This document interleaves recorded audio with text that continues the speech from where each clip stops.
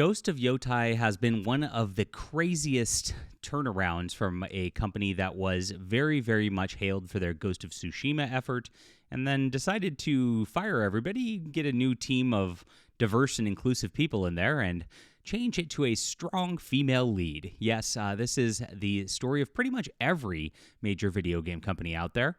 And of course, we've been calling it out since the beginning, before people even took notice of it, and that's why we're the most trusted name in video game news here. And now the Ghost of Yotei director is responding to accusations that the game is too woke. And of course, this is the new marketing ploy that they always do, saying it's not woke, etc. We're going to get into his words in just a moment. This is our Fandom Pulse Substack, guys. Please sign up here in the description below. We cover everything in the news here that nobody else will cover. This is the spot to get your news on video games, pop culture, movies, games, comics, celebrities, and more. We've got everything right here, and we work really, really hard for you. We do this, John Trent and I have moved over from various websites where we used to work before because we were getting censored because, of course, advertising partners don't like us calling out the woke content. And so we moved to Substack for a good reason, because it's a free speech platform, and we also don't rely on advertising partners. So we rely on people like you to sign up and support us. So please grab this in the description below. Sign up today. There are free versions, so you can just get on the list so you never miss a story. Very, very important, because you never know when the algorithm's going to find you or not on here. It's a big deal these days. YouTube's gotten weird. And so please get on Substack. It's imperative that you do so. Thank you very much for being here. I'll put that link in the description below. I've got other links as well if you want to support the channel. So Ghost of Yotei directors Jason Connell and Nate Fox responded to accusations that the game is woke, specifically due to their choice to have a female protagonist succeed Jin Sakai from Ghost of Tsushima. This is what they said to Variety. And as you know, Variety's pretty safe space for them to be in here. Some have accused the game of being woke when Atsu was revealed as the main character. Why was a female protagonist the right choice for this story? Listen to how the media frames these things, right? So they're they know that woke now is like the kiss of death for video game sales. They know that if they're pushing social justice openly, they are going to have lots of problems. And they're doing this is marketing. They're still producing the same products, all these companies, Body Type 1, Body Type 2, in the recent Elder Scrolls Oblivion remaster. Of course, we had the explicit underage gay sex scenes in Kingdom Come Deliverance 2, but they go out there and they market it as, quote, not woke, right? They're just saying it's right for the story. Yeah, that's the story. Yeah, they're trying to backtrack on the marketing while still doing the exact same thing. This is a beloved franchise that they are once again feminizing and replacing with a strong female lead. You know exactly what happens all the time in this. So this is what they say, and of course going with their narrative. They say, we knew we had all these fans who love Tsushima. We want to carry all of those fans forward in an exciting new adventure. Look at how corporately sanitized this answer is. Like he was prepped for this question ahead of time, and they wrote it out. We're creatives. We like to make many new things. We like to make exciting new pieces of art and move people in new ways. We want to make a sequel that's fresh but familiar. Oh, gosh. So that says nothing at all. And this is exactly what they try to do. They try to distract you with gobbledygook things that don't mean anything, and that's it. Nate and I are enamored with making origin stories, and certainly the one we could find was to make them feel like a bit of an underdog in this landscape. Oh, yes, because she's going to be oppressed for being a female, my friends. You know exactly what this means. He says this is a pretty dangerous landscape, which positions her to be an excellent person for that. This is someone that those people would not expect to be powerful. Yes, because she's just a woman after all. And yet she is here in the romp of a vengeance quest, which is probably pretty unexpected for some people. So yes, they completely skirted the issue. They completely skirted the fact that they intentionally changed the main protagonist from male to female. And of course, they changed a lot of the developers as well. We've seen the pictures going around of the team. We know exactly who this lead actress is, who's a very woke activist who's pushing against the Trump agenda as much as she possibly can. She's somebody you don't want to support whatsoever, and that's exactly who they do want to support, and that's what they're putting.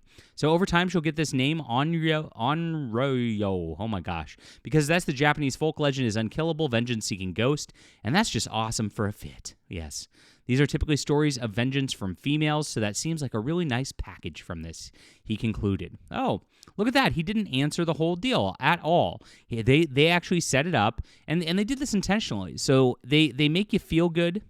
that it's not that woke. It's just a story decision, guys. But they kind of admit that it is going to be woke, and that's the whole onus for this, by not addressing that question and actually just skirting around the issue with this corporate gobbledygook answer right here. And that's exactly what this is going to be. This is a corporate gobbledygook game that's about to come out, and we've been warning about this since day one. Like I said, these are not people who are honest whatsoever. That's why they're going to Variety to begin with. So he continued, this is another one. And of course, his motives earlier in the interview says that Atsu is probably someone you meet early in her life. This is her origin story. It's one of heartbreak. She suffers horrible loss in her youth, sets her as a quest for revenge. Revenge is a classic samurai cinema trope, and we love samurai cinema. Atsu's going to hunt down members of the Yotei 6 that did her wrong in revenge, and in the process, hunting them down, overcoming all of their forces, she defies the odds, and these people start to think she's more than human. She thinks she's an Onryo, which is a folk tale ghost that is unstoppable force for vengeance. So you see, they just kind of repeat the same things and the same lines over and over again without saying very much on this level, and this is all because they want to get around this issue that they are replacing the lead. This is exactly what they're doing with The Witcher in the next one too. Even though you're not supposed to have a female Witcher, they are replacing The Witcher with a female Witcher, right? This is the agenda all the way across the board.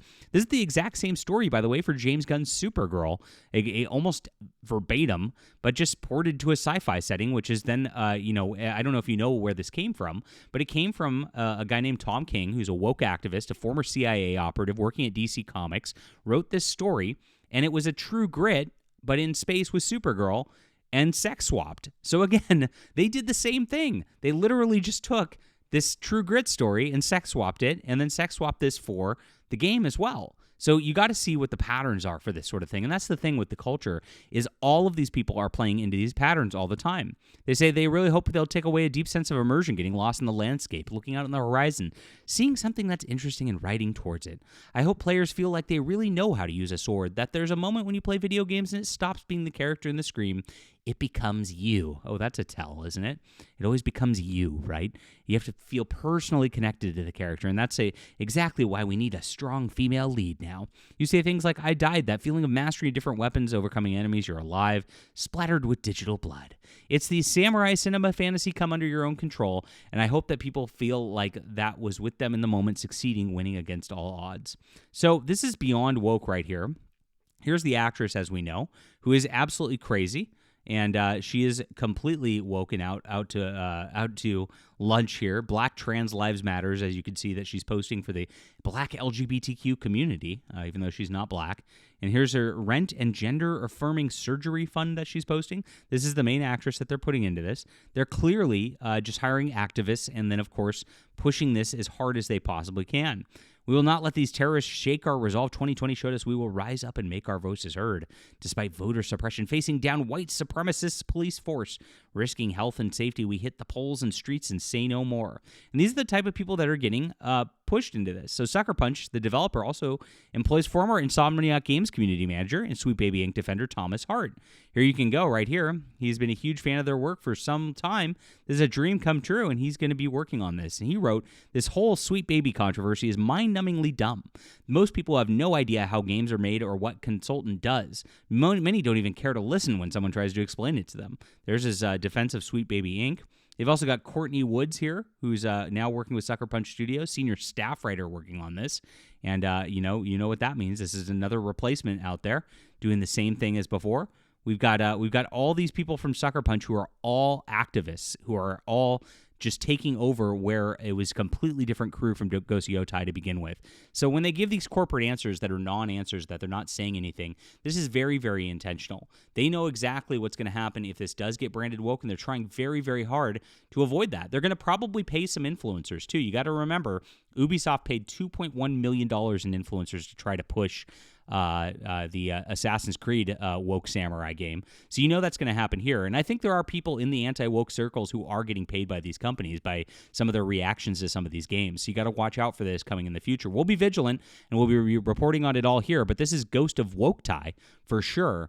You know what's going to happen here. Leave a comment down below with what you think about this. Please hit the like and subscribe button. Make sure to follow the Fandom Pulse Substack and sign up in the description below, guys.